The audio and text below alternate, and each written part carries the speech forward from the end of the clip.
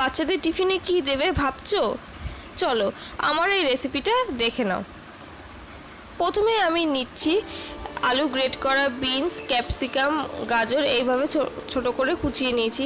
আর নিয়েছি কাঁচা লঙ্কা কুচানো, নুন, হলুদ আর জিরের গুঁড়ো। আর নিয়েছি ওটস আর নিয়েছি কারি পাতা। কারি পাতার বদলে তোমরা ধনে পাতাও ইউজ করতে পারো।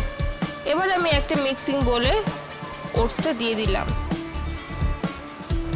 এবারে একে একে সব সবজিগুলো আমি দিয়ে দিচ্ছি। খুব সহজেই হয়ে যায় এই রেসিপিটা।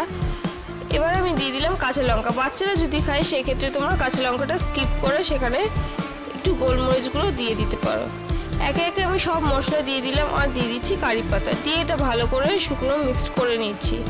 নিয়ে এখানে আমি অ্যাড করছি 2-3 চামচ মতো ছাতু। এরপর আমি দিয়ে দিলাম হাফ পাতিলেবুর রস। দিয়ে এটা ভালো করে মিক্সড করে এর মধ্যে আমি জল দিয়ে দিচ্ছি। জল দিয়ে একটা ঘন একটা ব্যাটার তৈরি করছি। এই ওটস দিয়ে তোমরা যদি বাচ্চাদের টিফিনে যদি বানাও কিংবা বড়রাও যদি আমরা এই ওটস খাই, এটা তো ওটস যে কতটা হেলদি এটা তো আমরা সবাই কম বেশি জানি। সুতরাং বাচ্চাদের দিলে কিন্তু ওরা খুব মজা করে খাবে আর ওদের পেটটাও ভরবে, তার সঙ্গে হেলদি তো হবেই। এখানে আমি সাদা তেল ব্রাশ করে দিলাম। আর ব্যাটারটা কিন্তু 10 মিনিট আমি রেস্টে রেখে দিয়েছিলাম। এখানে তোমরা সাদা তেলের বদলে ঘি কিংবা বাটার ইউজ করতে পারো। এবারে আমি একটা হাতার সাহায্যে এইভাবে ব্যাটারটা একটু পাতলা করে দিচ্ছি। এইভাবে ছড়িয়ে দিলাম।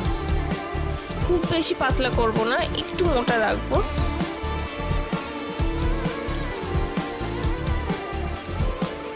এইভাবে তোমরা এই রেসিপিটা কিন্তু সকালবেলায় খুব সহজেই বানিয়ে নিতে পারো। তো এক পিঠ হয়ে গেলে অপর পিঠ আমরা উল্টে নেব। এখানে কিন্তু আমি আর তেল ইউজ করছি না, ওই একবার যা তেল দিয়েছি তাতেই এটা ভেজে নিচ্ছি। গ্যাসের ফ্লেমটা মিডিয়ামে রেখে। এই যে একটা ভাজা হয়ে গেছে।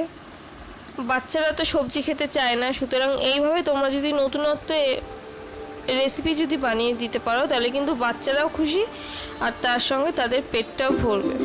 আমার এই রেসিপিগুলো ভালো লেগে থাকলে অবশ্যই আমার চ্যানেলটা লাইক, শেয়ার অ্যান্ড সাবস্ক্রাইব করে দিও। ধন্যবাদ।